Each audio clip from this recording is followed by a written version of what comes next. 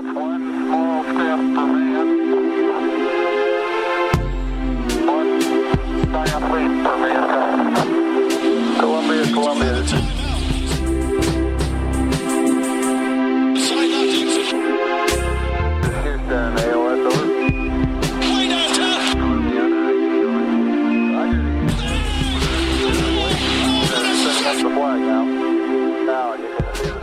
Welcome, everybody, to the TKW podcast. I'm Anthony Corbo, at Corbo Anthony on Twitter, and joining me, as they do every week, I've got Kyle Maggio. What's going on, everybody? At Kyle Maggio on Twitter, and I got Bryan Gibberman. What's going on, everyone? You can follow him at Bryan Gibberman. You can also, while you're at it, follow the Knicks Wall on Twitter, follow TKW Podcast on Twitter, head to the YouTube channel if you're watching us there, subscribe to us. Head to go give us a 5-star review on iTunes or whatever podcast platform you're using. Look, I use an Android too. It's okay. We can, everyone's allowed to. You can use whatever platform you like. It's Stitcher, CastBox, whatever. Just as long as you're reviewing us, you're giving us 5 stars, you're subscribing. That's all we care about. The other things that we do care about, the New York Knicks.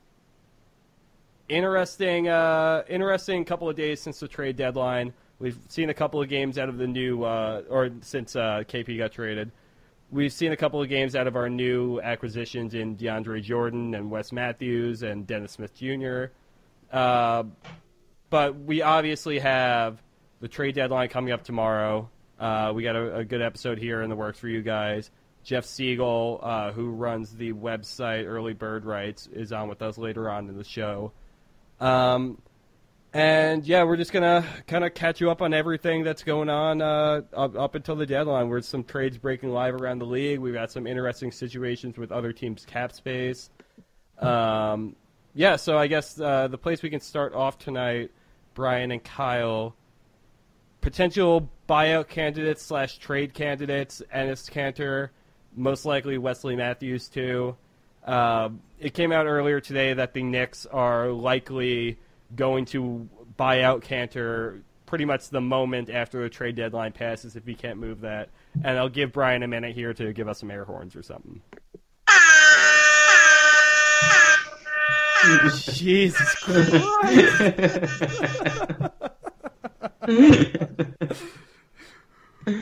I told you bringing air horns.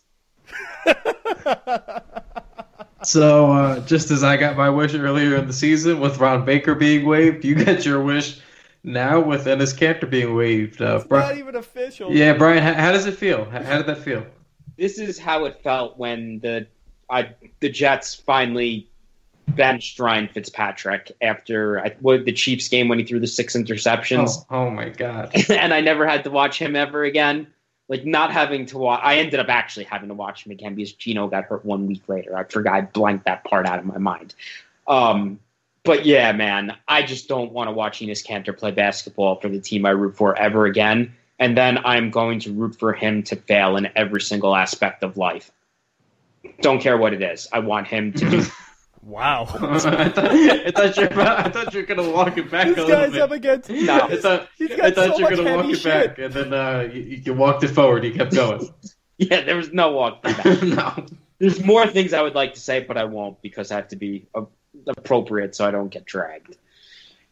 Do you think the Knicks get to save any money if they buy out Kanter, or is he just taking the full, what is he owed, like 18 this year? Give him his money. I don't think there's going to be... I don't know. I don't think he's going to give him a discount at all. I think he's going to get his money. I guess the more interesting question here is, how do you think the conversation is going to go down between Enes Kanter and Scott Perry at the end of it all?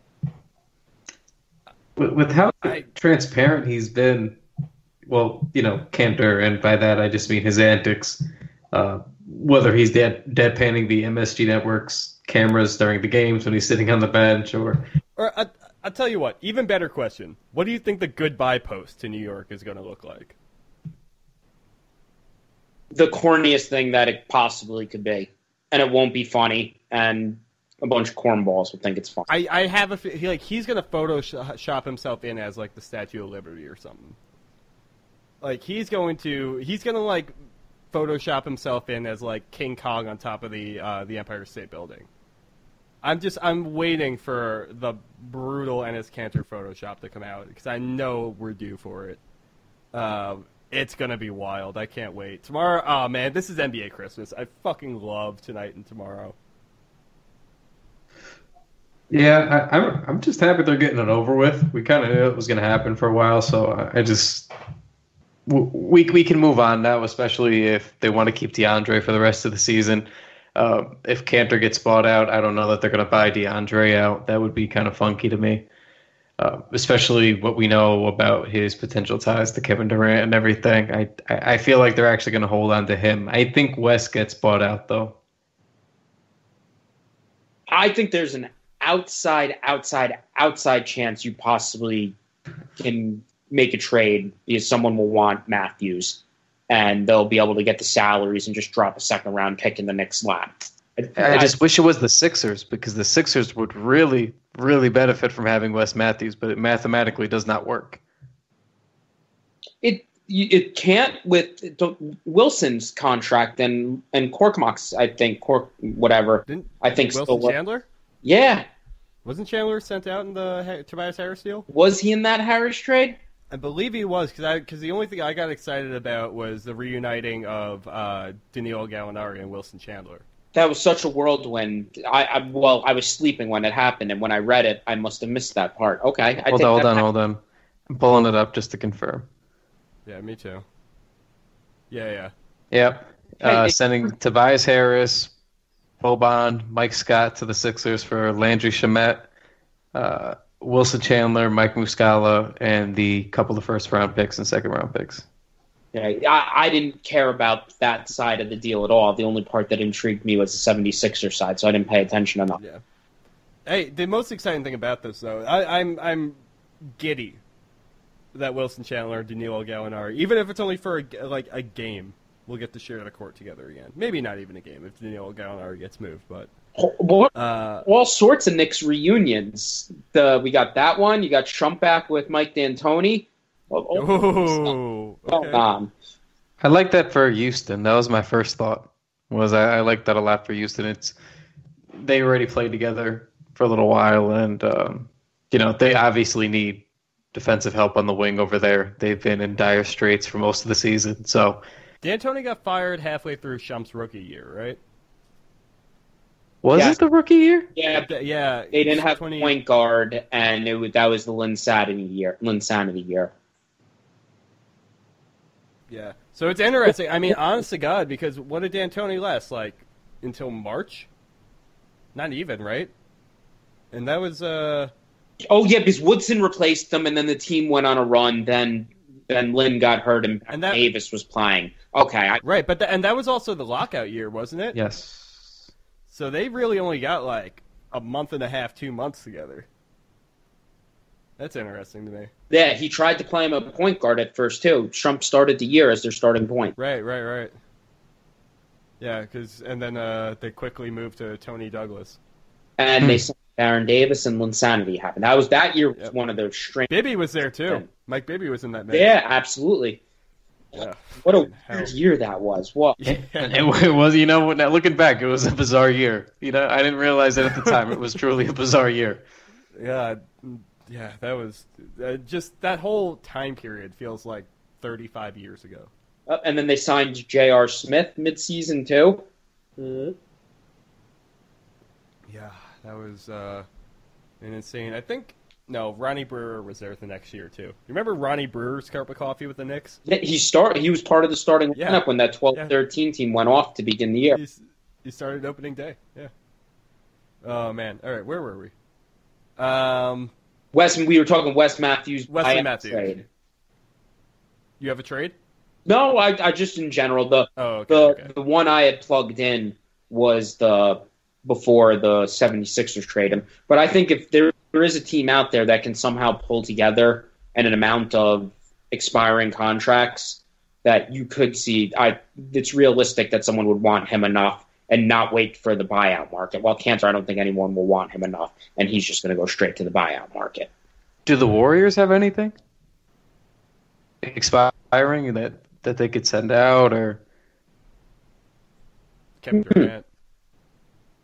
Because I feel like Wes would be a good guy over there. I mean, not that they need. I mean, it's an embarrassment of riches over there. They don't need Wes Matthews, but I wonder where they're at with the contracts. What about a Durant for Kanter and Wes Matthews trade? Who says no? I'd really like Wes Matthews, man. Like, I know it's not feasible, but with what these grand plans the Knicks have, but I'd like to have him as like a glue guy. I've always liked him as a player. He takes some bad shots. He's the Iron Man. I like the defense. I think really smart defender. The shot selection is grotesque, and I'm not someone who gets bothered by shot selection too much. His is ugly. You know who has the largest guaranteed money on the largest guaranteed contract on the Knicks roster next season? It's Joakim Noah. $6 million. That's nobody else on the roster. Lance Thomas makes more, but obviously, like, only $1 million of that is guaranteed. But yeah, none of the other players that the Knicks have on the roster right now make anywhere near what Noah's stretch cost is. Woof. Would the Lakers rather have Wes Matthews than KCP? I got to look at the numbers real quick. I don't think so. I just the clutch thing and all that shit and I don't get why the Lakers really want to move KCP that badly. Like, I don't really understand KCP's like desire to be moved from the Lakers. It's not like I got it earlier in the year when like Josh Hart was kind of the crown jewel of their eye for like October. But since then, he's fallen off a bit, and KCP's getting some minutes. So he's just like a perfectly regular NBA player. Yeah, I don't see a trade for Wes happening. I just think he gets bought out. I think everyone's better for it if they just do it. Like, I get you wait until the end, see what happens, do your due diligence, but I don't see Wes or Enes getting traded for anything. Houston would be a spot, but they just have no contracts. That's the only one, like Shumpert's, isn't expiring at $11 million, but they just traded for him, so they wouldn't do that. Yeah. So, I don't know. It's like the Knicks have definitely made their big move. I don't think that's anybody is wondering about that. And it's very interesting to see what kind of approach they're going to do now.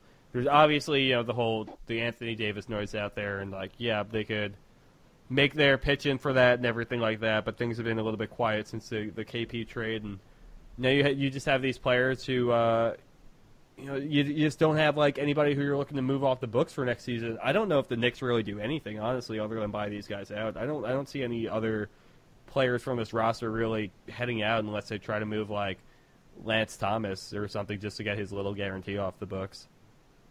Yeah, I don't think they're going to do anything. I could... Maybe Moutier?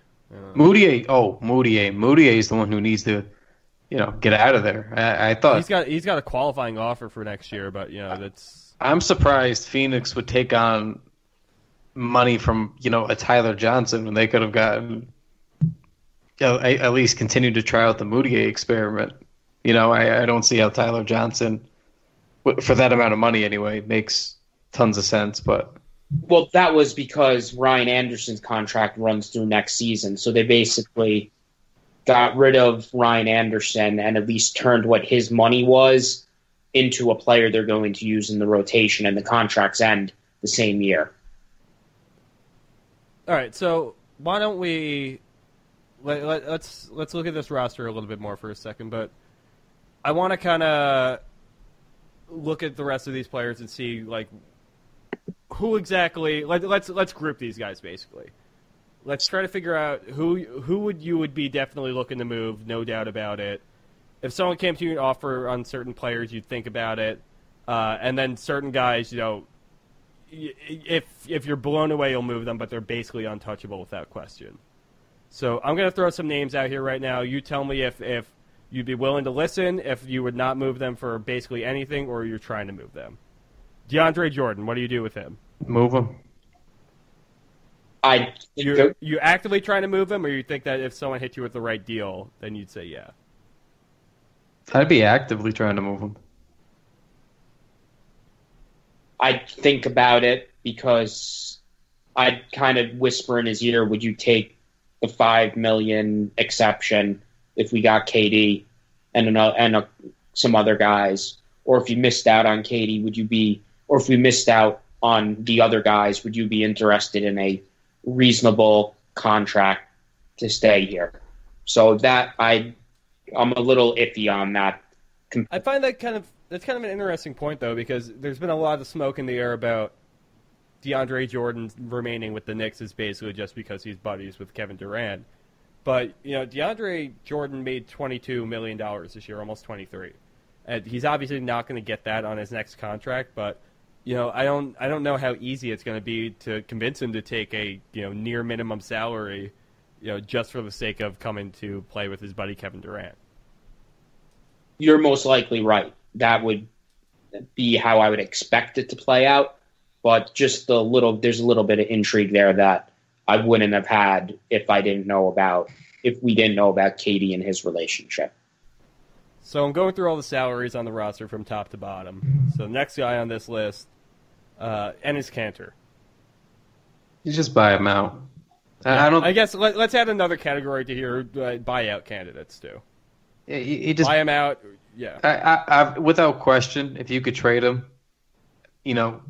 for sure. But it's not happening. If someone was going to trade for him, there would have been something done already, I think. Goodbye. I mean, Brian, you did the air horns already. I don't need to really get an answer from you.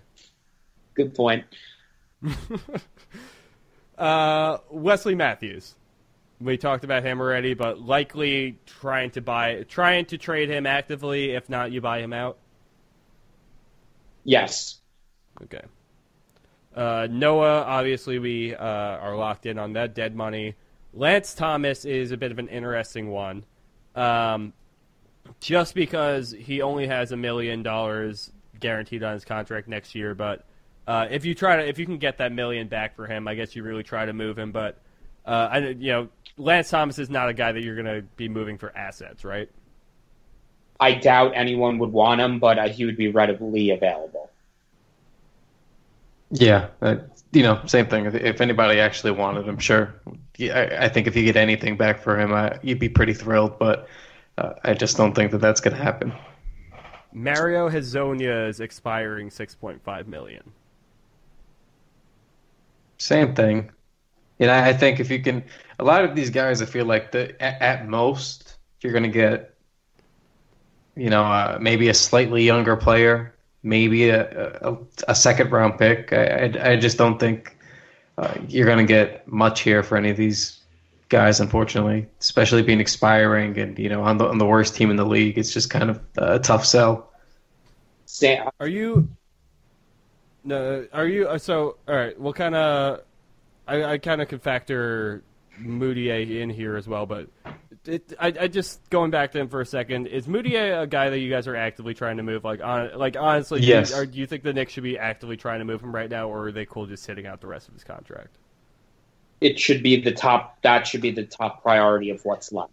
Is to get rid of him, open up all the point guard minutes for Dennis and Frank, and move it along.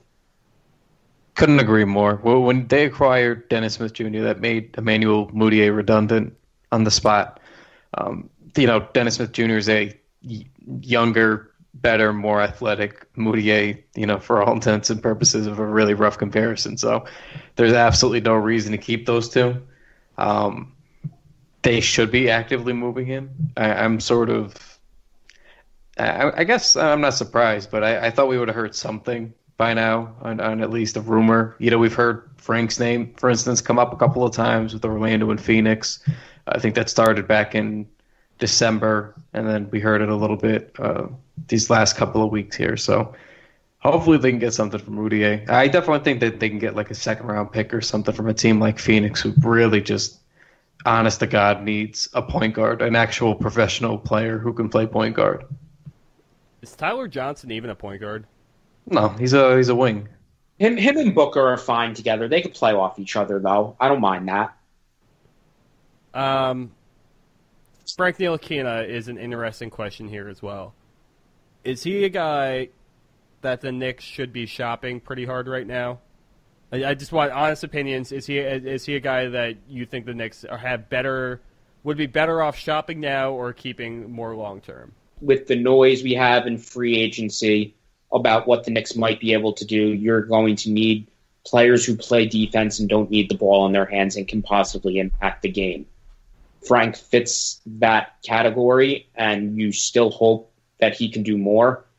It's just patience. He's 20 years old still. I know some of the numbers are like historically terrible, but I've watched every single minute this kid has played, and I know the YouTube comments are going to destroy me. It's fine. I'm already accepting that when you watch him and you see bits and pieces of the player that he can hopefully become, and it's only been a year and a half, and you knew this was going to be a project.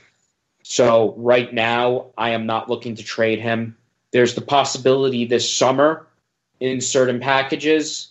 Yes, I am open to moving him. But right now, since I don't think the Knicks are going to be making a big trade to add like a major piece, it would only be a minor move. There's no reason to do that right now. You see what he does when he comes back from injury.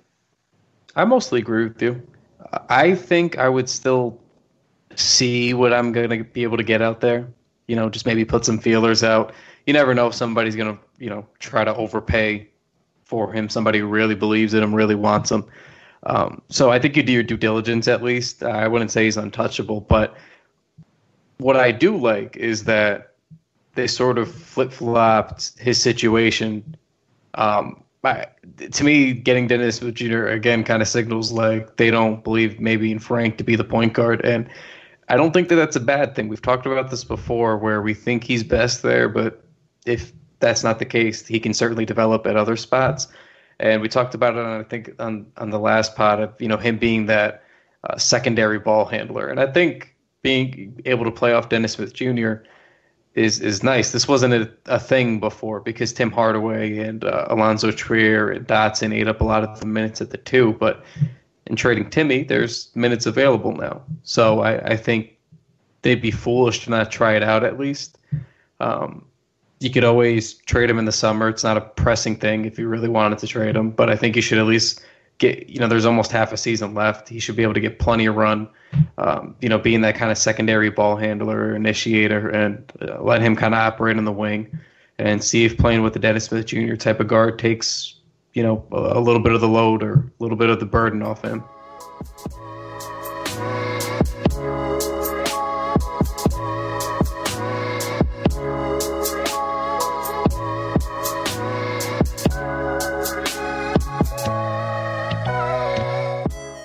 Well, all right. So let's talk about Dennis Smith a little bit. He's new to the Knicks. He's obviously the centerpiece that the Knicks got back in the deal. I guess other than cap space and how you want to look at those first round picks. But if the Knicks got a call tomorrow and there are some teams inquiring about them potentially moving on from Dennis Smith Jr. again, is that something they should be? Are they able to do that right now, or would he have to be traded standalone? Standalone. Yeah. He can't be packaged. So if someone came, we're aware of the Knicks situation, they had an offer in place for Dennis Smith Jr. Is he a guy that you think the Knicks should be looking at as part of their long-term plans, or is he an asset that could be potentially expendable?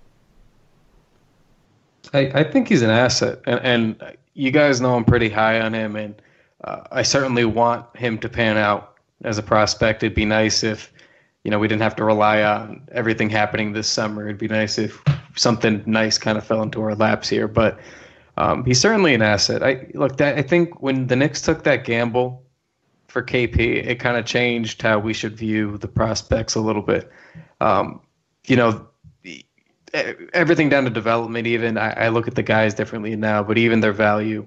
So before I would think of a guy as Knox as more of untouchable because I thought, well, he's going to play next to KP. And now it's like, well, you should always listen. Now we don't have that. Yeah, a lot of these kids, while they're promising, none of them really look like they can be the guy next year in a way that we thought KP could quickly. So to me, I think you got to at least do your due diligence and keep poking around. And with Dennis Smith Jr., if he's playing really well for you, like he is last night with the 25 points, 6 assists, 5 rebounds. I mean, if he's going to have games like that, then hopefully that helps his value there. But I mean, again, you should always do your due diligence and see what you can get. He's the guy who ends up being the centerpiece of your trade. You hope he plays well enough that he can be the centerpiece of your trade for the third star if everything breaks right this summer. If it doesn't, and say you only get one guy and you need a secondary, and you still can have another high usage guard and he's not going to interfere with, say, like if you got Kyrie and KD, Dennis Smith Jr. is redundant and you don't need him.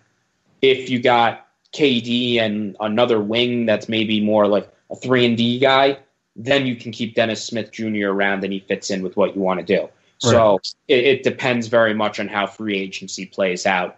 And you need another 1A, 1B type ball handler, or if you have that covered or not. So another guy that might be a little bit superfluous in that situation, like you're saying, is Kevin Knox. Obviously still kind of unproven, still 19 years old. In case you guys didn't know that. Did you know he's 19? I heard that. Yeah. People are starting to take notice, but people are about not like me. Well, all right. So, but like you're saying, Dennis Smith Jr. could potentially become the centerpiece of that, of that big trade. That the Knicks could use for a third star after acquiring Kyrie and KD or some combination. But is Kevin Knox's destiny at this point just to be included in one of these trades? If so, Kevin Knox, I think, unless he makes just a massive, massive, massive, massive leap in the offseason, is probably another 2-3 years away from contributing from winning basketball. And with the direction the Knicks are going, unless they completely strike out in free agency, I don't think he has a place on this team. And Dennis Smith is closer to contributing to winning basketball than Kevin Knox is, and I don't think it's particularly close. Strong agree. Kevin Knox is probably the top guy I'm trying to move this summer into more someone that's in the range of 25 to 28 that can help you win games right now. That's where this would be Kevin Knox's last season on the team if you have the summer you want to. I agree with that. I think we were talking about it in our Slack chat before, but you can see, all the physical characteristics of a great player in Kevin Knox. I think this is the point you brought up exactly, Brian. And it's like the results aren't there yet, but you can see that player, he certainly has value, but the results just aren't there yet. So I think he's very much a project. I'm a little bit more worried about him now than I was. I thought December he was going to he was very hot in December. I thought he was going to stabilize a little bit, but he really came back down to earth. So it's tough, but I don't know. I mean, I agree with you that that's what makes the most logical sense. I'm not I don't want to be out on Kevin Knox yet. I mean, I know you guys aren't out on Kevin Knox. No, just a little worried. Yeah. I don't want to see Kevin Knox off the Knicks yet. Essentially, he is a guy that I've enjoyed rooting for and would enjoy, having around in some capacity. But it's like you guys are saying, it's just he doesn't have a realistic role or really even a realistic path to development if the Knicks have the summer that we all want the Knicks to have. There's only so much space on the court. There's only so many times that Kevin Knox is going to be able to get the ball playing with these guys, and I wonder if it ends up being a little bit like the Harrison Barnes and Golden State thing.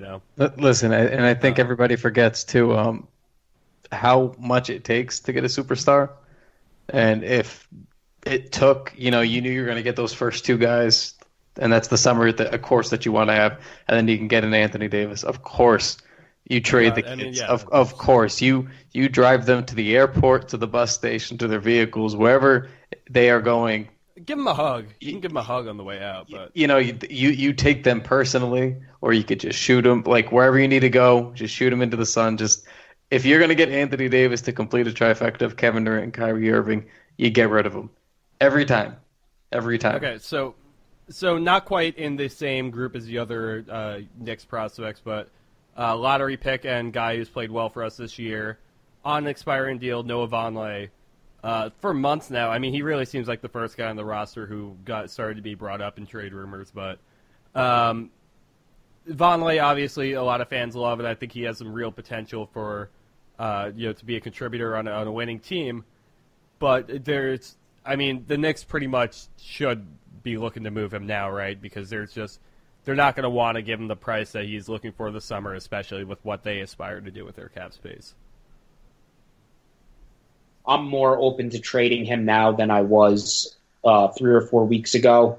I'd like to get a look at some smaller lineups instead of Vonleh at the 4. I want the Knicks to start playing Knox at the 4 a little bit more, even though Fizdale seems a little bit hesitant to do that. And we've seen what Vonleh is. If you can get some picks in return for him, you might as well. If it's 2 second-round picks, you might as well cash it in. And you paid basically $1.3 million or wherever it was for two second-round picks. Yeah, I think you got to try to see what you can get for him. I think they've sort of priced, again, with everything is sort of pointing towards the Durant, Kyrie, or the Durant somebody rumors happening. So I think you just got to try to see what you can get for him before then. I don't think a Vonleh is really going to fit in with them financially. So see what you can get now. I think you can definitely get a second and something for a guy like Vonleh. I don't know where he's going to fit or who that team is, but I definitely think he's one of the more attractive assets that they have. All right, let's talk about these last couple of guys on the roster just all together now. We have Luke Cornett, who his contract only runs through the rest of this year at $1.6 million. You have Mitchell Robinson, who is team-controlled under $2 million through 2022. You have Damian Dotson, who's got another year left of his contract at $1.6 million. You have a couple of two-way players on the roster. Allen and Hicks aren't making much. You also have Alonzo Trier, who we haven't talked about, who the Knicks have already re-signed. I guess just grouping them all together, of all of those guys, which are the ones that the Knicks should be looking to hold on to, pretty much barring any kind of godly offer or included in a deal for someone like Anthony Davis?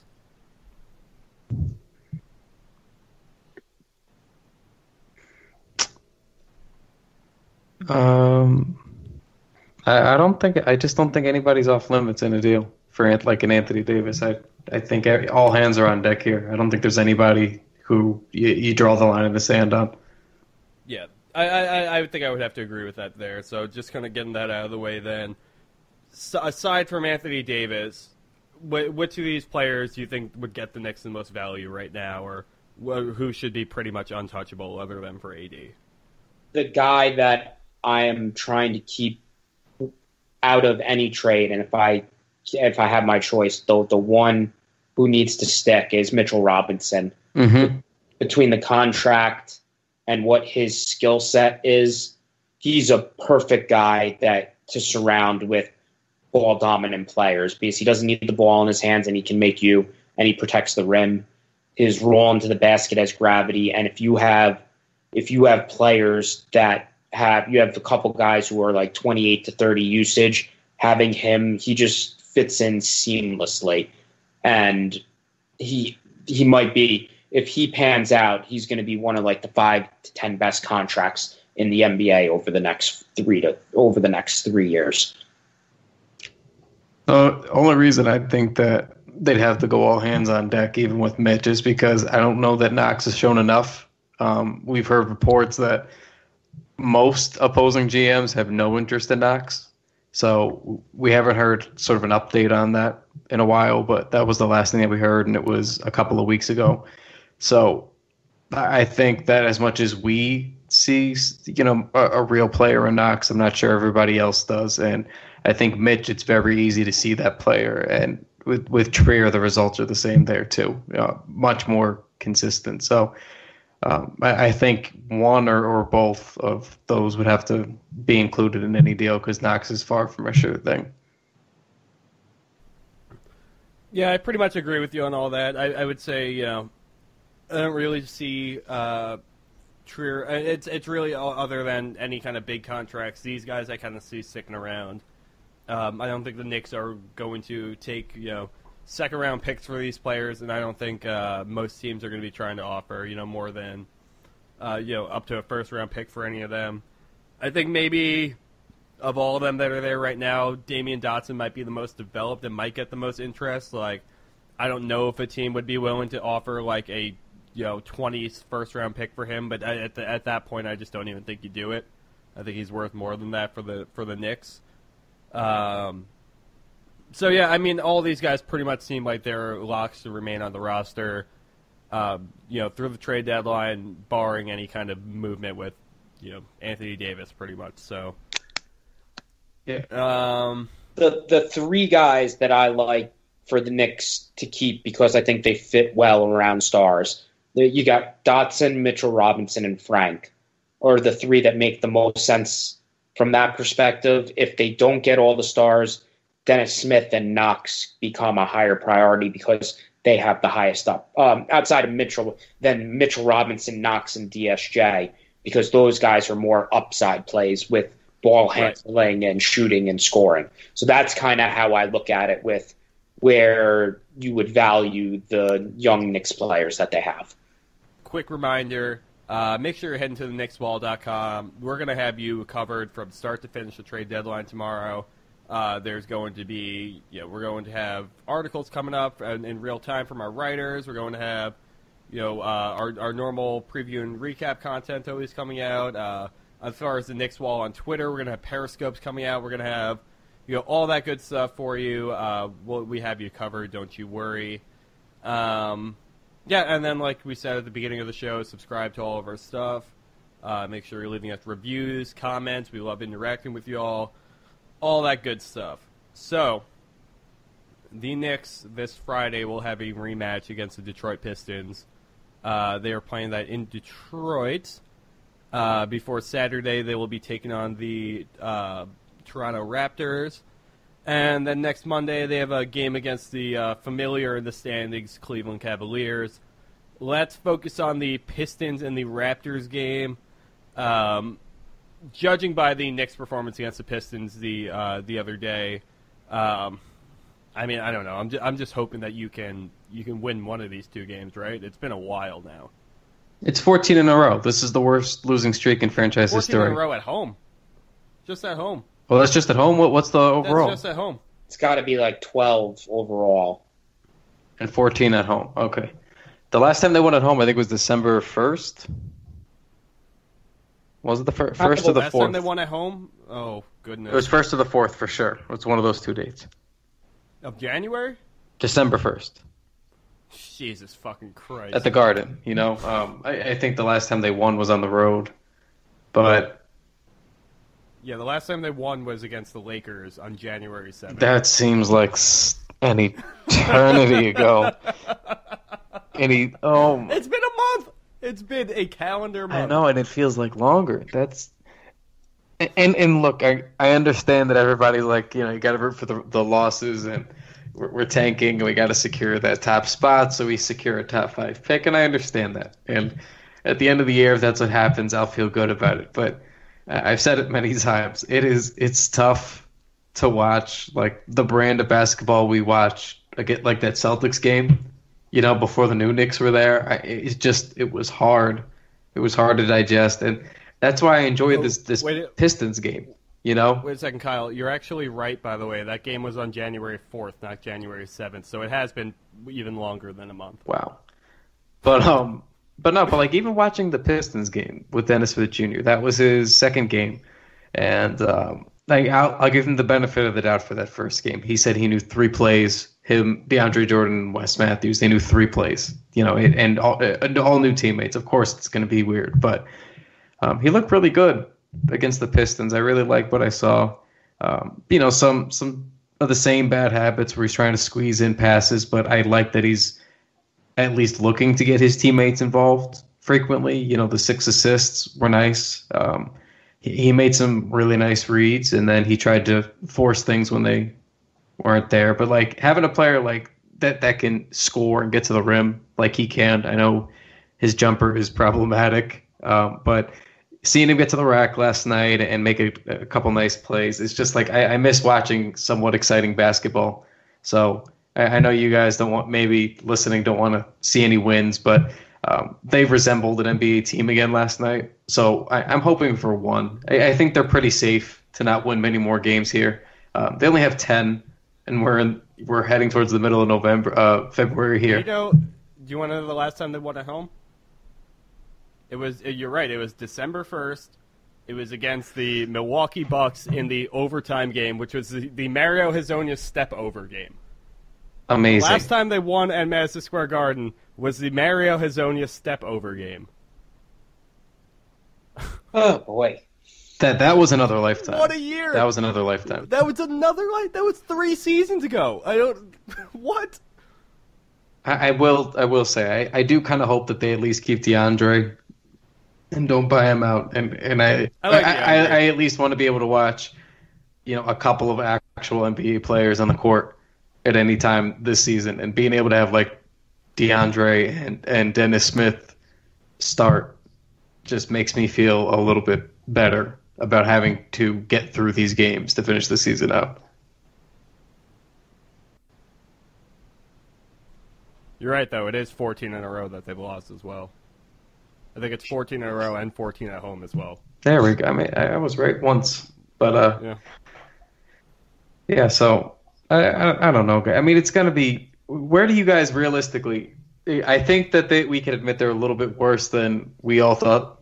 I thought they were going to win about 22 games. They're worse than I thought. Yeah. I think I said 22 at the beginning of the year, and I think they'd be lucky to win 17 right now.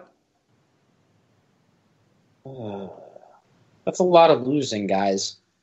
Look what happened the last 2 months. The team's a little bit, it's not good. They should be able to beat the Pistons. Like, if the Pistons had a stupid 3-point shooting game against them, and they're one of the worst 3-point shooting teams in the league. And so that was pretty much why Detroit won that game. There was a outcome that wasn't all too unreasonable of Knicks being able to win on Tuesday.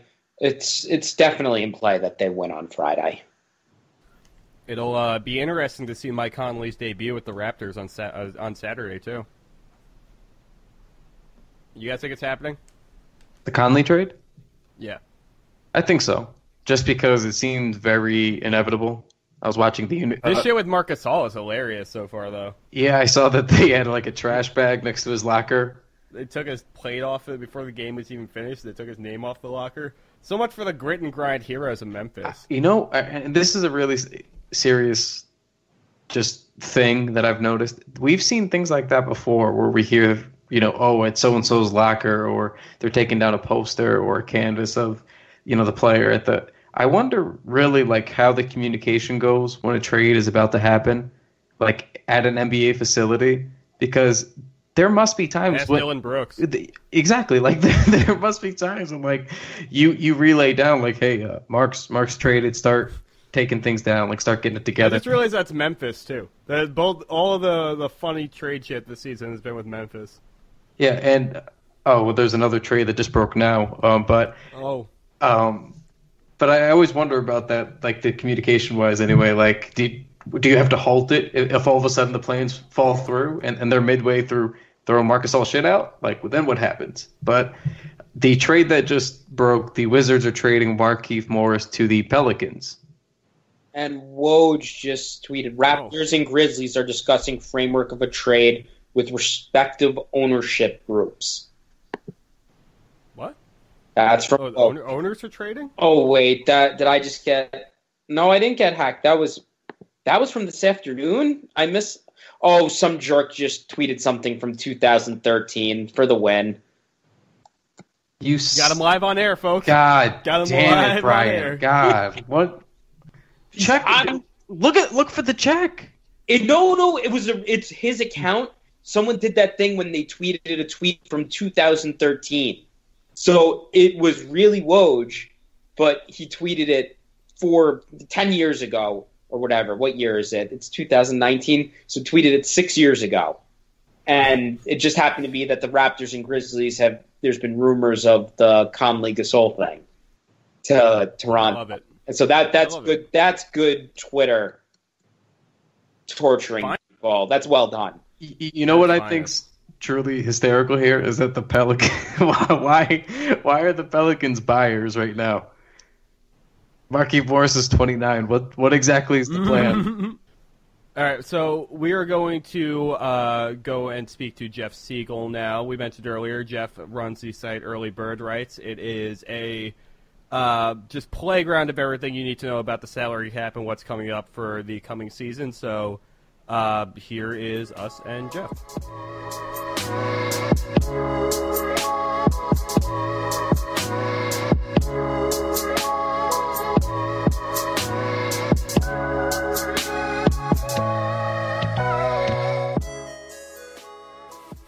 All right, everyone, welcome back. We've got with us today Jeff Siegel. What's going on? Doing well. How are you guys?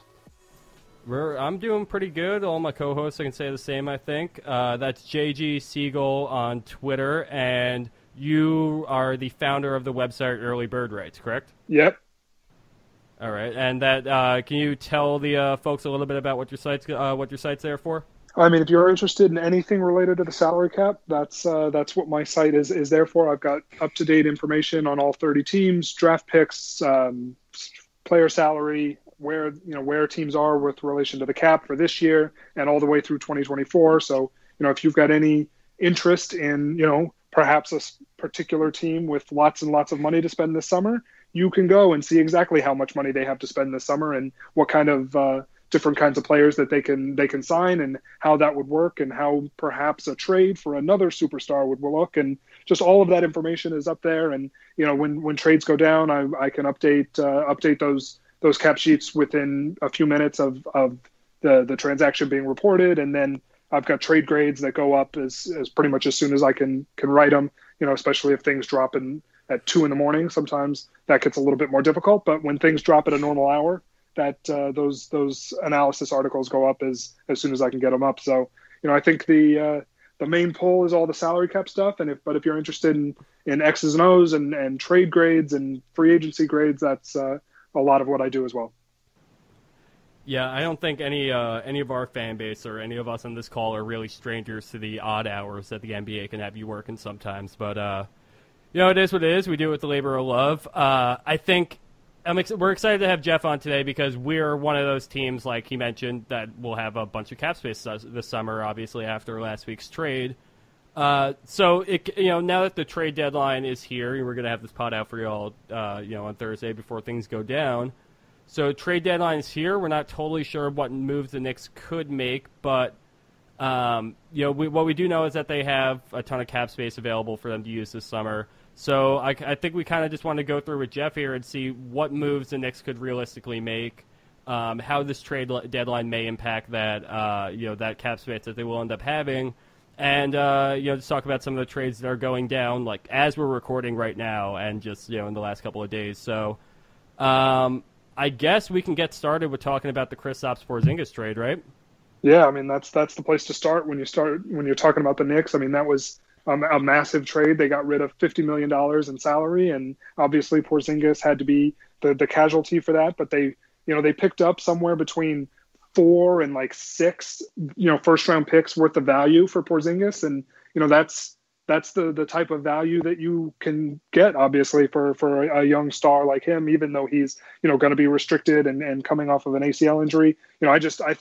I think the Knicks hit a home run with this move, and it's not just because I'm sitting here on a Knicks podcast. Like I've been banging that drum on Twitter. I've been banging that drum in the article I wrote about it on Early Bird Rights. It's this was a very, very good deal for a team that has not made a ton of great deals in the history of their franchise, especially over the last 10 years, 15, 20 years or so. So, I think it was the right time to sell on Porzingis. Obviously, he was unhappy, but even if he wasn't, an injured 7'3" behemoth going into restricted free agency, like nobody, the certainty of that was much more uncertain than people sort of think. A lot of people were like, oh, well, he's a star.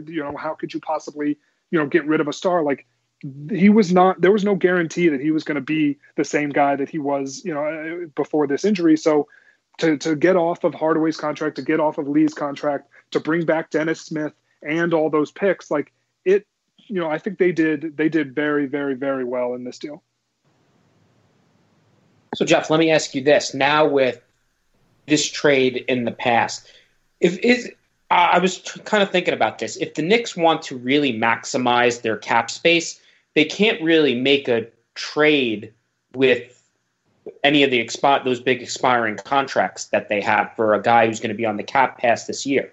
You would have the mechanics of it is if they want to use their young assets to make a deal, wouldn't it be that they have to they spend their cap space money and then make a trade? So it kind of limits their flexibility now. Is that accurate, or am I misreading the situation? No, that's accurate. I think the best path for them, if they want to keep open those 2 max slots for, perhaps Kyrie and Kevin Durant, those slots need to remain open until July 1st. And so they really should be done with their moves for this particular trade deadline. I would think, maybe there's a move to be made with like Lance Thomas to get off of his money or something else along those lines. There will be perhaps some buyout negotiations with Wes Matthews or DeAndre Jordan in the future. But in terms of making another big trade to acquire more salary for next year, I think that they should be pretty much done with that. They don't need to put any more money on their books so that they can sign those 2 big max free agents and then use, cobble together all their young guys and try to trade for a third really big name and then, move forward with that 3-man core. I think that's the best path for them. That's obviously what they want to have happen. Whether that happens or not, we'll see in July, but that's the way they have to do it. They really can't work it so that they trade for a guy like Anthony Davis now and then still be able to sign 2 max guys come the summer. They really need to sign those guys first and then trade for Davis. Mm-hmm. And which is interesting too, considering, I don't know if you've had your eye on what Mark Stein's been saying, but it seems that whether it's Davis's camp reporting to him or whoever, like Davis would like a move to the Knicks now if it's going to be the team that he's going to. It seems like he wants to move to any team he's going to go to now. That would be his preference, obviously, but it's definitely interesting how it's being reported right now because it's a move that the Knicks really can't make if they have their dream of keeping all of these players coming to them alive. It can, like, they can, if they want to do all 3 players, if they want to do Kyrie, KD, and Anthony Davis, they do need him to wait until the summer to trade for him. Like, that's just the way it's going to have to be. But if they want to hedge their bets a little bit, and instead of putting all their eggs in the free agency basket this summer and hoping that KD and Kyrie both choose them and then they can trade for Anthony Davis, if they want to sort of hedge their bets a little bit, trade for Anthony Davis now, have room for 1 max free agent, but already having 1 in the team ready to go, then at least they've got a better pitch to a Durant or a Kyrie to come play with Anthony Davis because they already have that 1 guy there, and it doesn't take them having to sign up both of those guys. So, there's an argument to be made for them making this move now. I don't think it's something that they want to do. I think it's something where they really want to have their cake and eat it too and just get all 3 of those guys in the summer. But if Davis is really, pressing them to trade for him now, then, it might be worth considering. So, quick doomsday scenario. Well, not quite doomsday, but we are the Knicks, so we have to think pessimistically here. If the Knicks end up getting, like, say, the 4th pick in the draft, and like Davis waits and waits until the summertime, and a deals start coming in for him again come the summertime, the number 4 in the pick in the draft, or even the number 3 pick or the number 2 pick, like, that's not going to, like, it's really relying on having Zion Williamson in this deal to make it happen for Anthony Davis, right? Otherwise, the Knicks just don't have the assets to pull it off. Probably not, unless they were really willing to dip into all those picks that they got from Dallas plus their own picks. Like they could make it so that, even if it's Cam Reddish or it's RJ Barrett or Nasir Little at the top of the draft instead of Zion, you can make an argument that like you just attach all of the picks that they have, like that they're allowed to, legally trade, and they can make it work from that, in that way. And then they can still compete with a Boston package or an LA package. I think the one thing that's out of their control is how much hardball Boston might play in the summer. If Boston puts Tatum on the table, then that's it. Like there's nothing the Knicks can do. If they get Zion, then maybe Zion trumps Jason Tatum. But I'm not sure what how Dell Demps feels about Jason Tatum versus Zion Williamson. But if they don't get Zion, and Boston is willing to put Tatum on the table, then there's nothing the Knicks can do. I just don't think that they're going to be able to compete with that.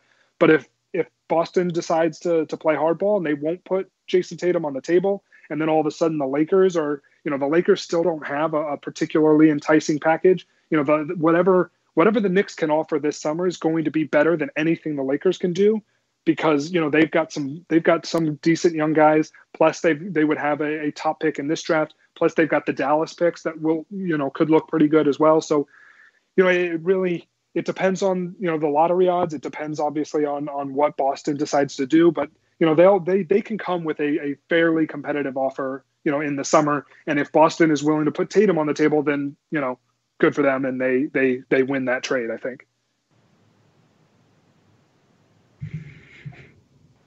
Yeah, I mean, So, go ahead. Oh, go ahead. Good. No, you're good, Kyle. No, I was just going to say, I mean, I would hope that they could wait until the summertime, but like you said about it maybe being worth the risk, I don't know. It makes me very uneasy. This is But like the question that I have here is like it's I don't think that the Knicks' chances of landing all three of these players for that situation to plan out perfectly here is gonna realistically happen. Like, I don't know, Jeff, I don't know if you would know this off the top of your head, but if the Knicks did manage to pull off a trade for Anthony Davis here, do you know about how much salary they would have to offer this summer? Would it be enough to at least have that one max slot? Yes. No matter what, if they trade for Anthony Davis right now, they can open up enough space this summer to sign one of Durant or Kyrie. They probably can't do both unless they really just sell everybody, but I don't think it's even possible for them to get both if they trade for Davis on the front end. But if they trade for Davis, they will have enough for one of those guys, period. Like that will happen. It's just about which one, whether they want to take that risk now, whether they want to mitigate their current risk right now, because obviously they're taking a massive gamble that they can get both guys in the summer.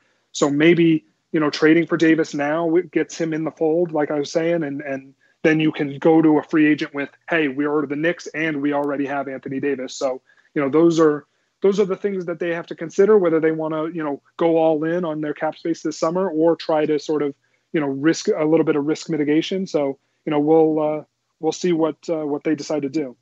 And before we swing it away from the Knicks, say they did go that route, they'd have Davis on the books, they would have the max guys, say KD, then there would be money left over to spend too, right? It wouldn't put them all the way up to that 74. They'd have something like 12 to 18, I'm just ballparking it, 12 to 18 million or something like that. Is that somewhere there would be some money left over. It wouldn't be a ton. It wouldn't be enough for a Kyrie Irving, but it would be enough to bring in some support guys around them. It wouldn't be that they would be just totally out of money at that point. Interesting. It's to me, if I were to make the decision, I feel like the best route of all of them is probably getting Davis now. And obviously, you have a ton of contingencies on that. And looking at the deal that the Pelicans have been turning down from the Lakers, and there's a little bit of spite in there, I'm sure, but it's definitely not going to be easy.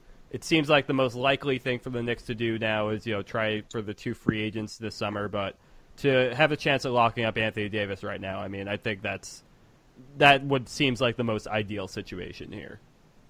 Yeah, I think it just depends on how risk averse you are. If you really want them to to go whole hog for all three guys, then what they're doing makes sense right now. And if you are maybe a little bit more pessimistic about their chances of landing two guys this summer, or you just think like a bird in the hand is worth two in the bush, then maybe you decide to, or you root for them to go the Davis route right now, so that at least they have Davis going into the summer. So, I don't know which way is necessarily the right way to do it. They should have more sort of intel on what Kyrie and KD are thinking than we do on out on the outside. But I think you would think that they wouldn't make the moves that they have made without knowing something about where KD and Kyrie's heads are in terms of whether they want to come to New York or not, or even Kemba Walker or Jimmy Butler, like those guys would be fine gets as well. So it's not necessarily that they're 100% sure that they're even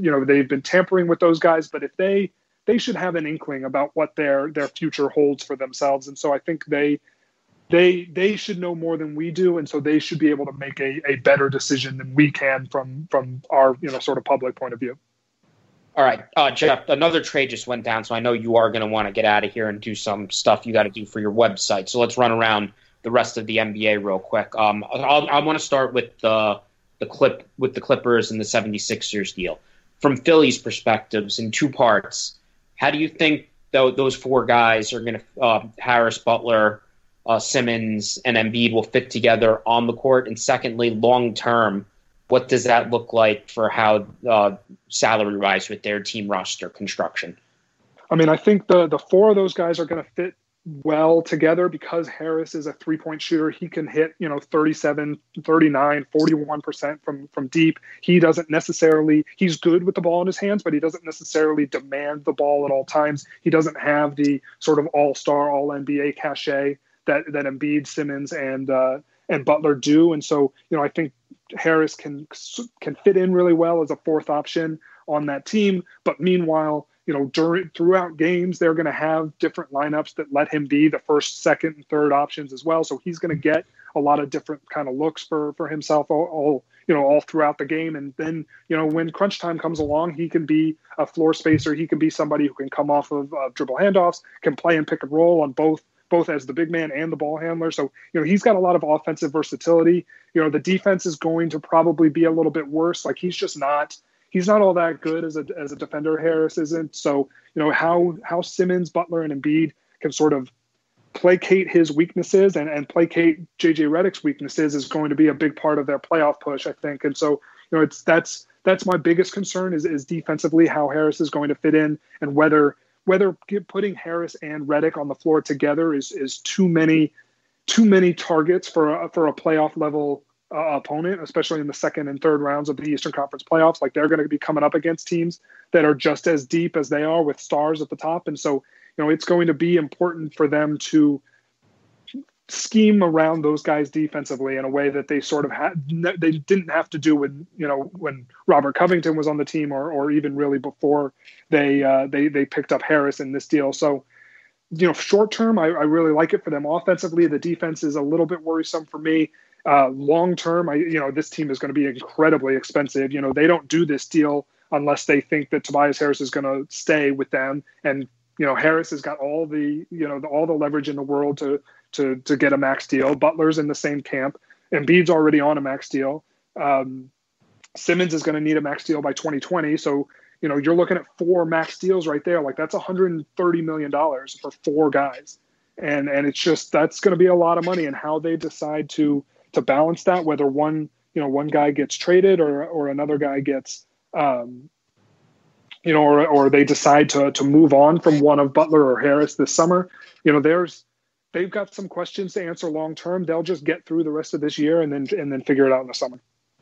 So, speaking of money, let's talk about my favorite trade that's gone down this season so far, the one that just happened. Otto Porter Jr. to the Bulls for, Jabari Parker. They got Bobby Portis and the second-round pick. Yeah, I'm sitting here and I'm wondering who this trade actually makes sense for. It makes sense for all of us who like to laugh at people. It makes sense for us. It's wonderful. It's so much fun. These two teams just deliver. All I thought when I saw that trade was Garpax. That's it. Oh the my Bulls, goodness! it makes sense for the and Bulls. Ernie. The Bulls are in a Oh, good man. spot now. Like the Bulls are in a better spot than they would have been otherwise. I think, Jabari Parker was nothing, and they were going to walk away from him this summer. Bobby Portis is a good young player, but like is not a building block for anybody. And Otto Porter, while he is not, he's certainly overpaid on his contract. They bought so low on him that I think Chicago's in a better spot than Washington is.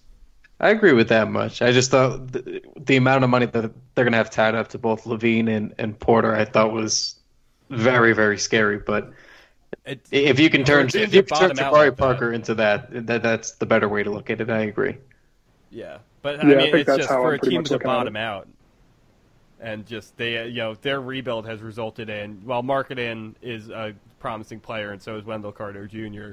Yeah, So far, and the big acquisitions of this thing is Otto Porter and Zach LaVine. That's just insane to me. Yeah, and if they have those two big guys, and maybe obviously Zion doesn't totally fit with the other two big guys, but maybe you if you can get Zion, you trade one of those other big guys for some other help around him, and there's a path to Chicago making it work even with LaVine and Porter on the books, but it is going to be a little bit more difficult for them.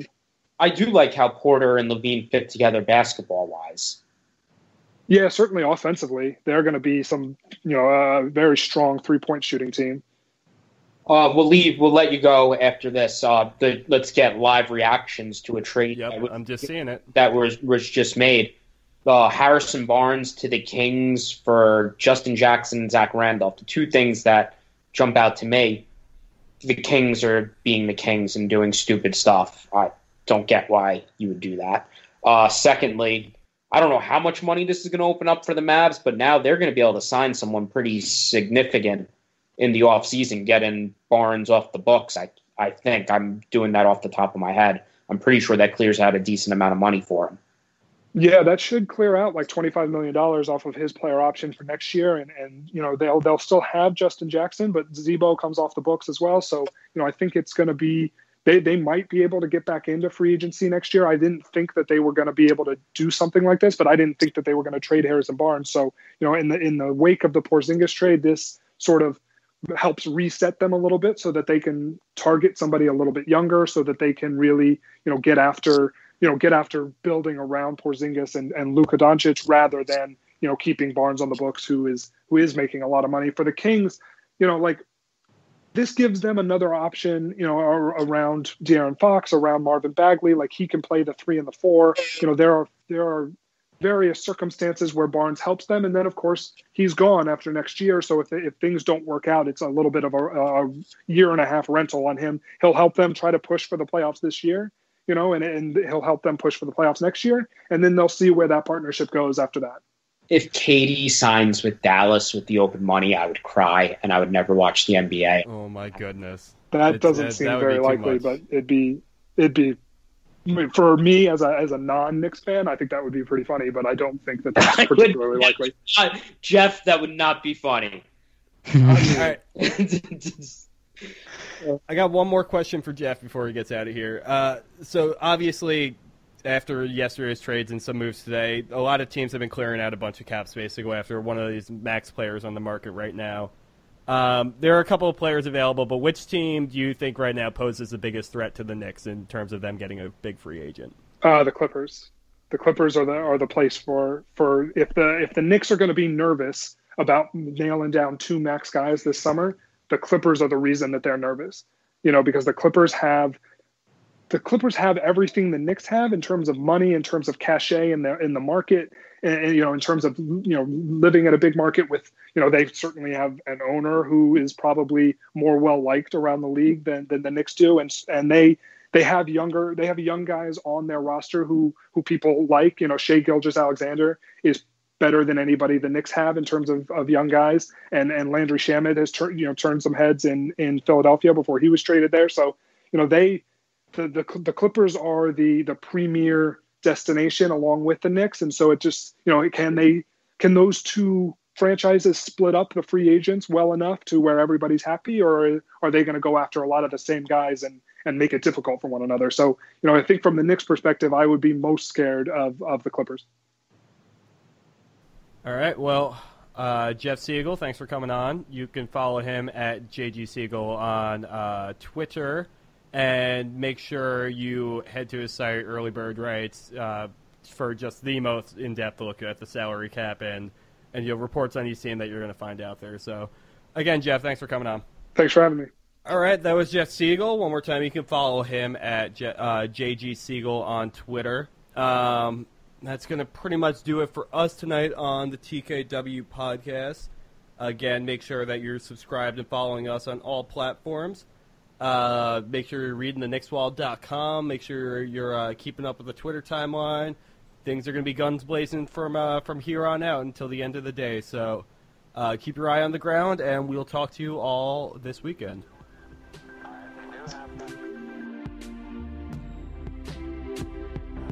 Careful to keep track of where your center of mass is.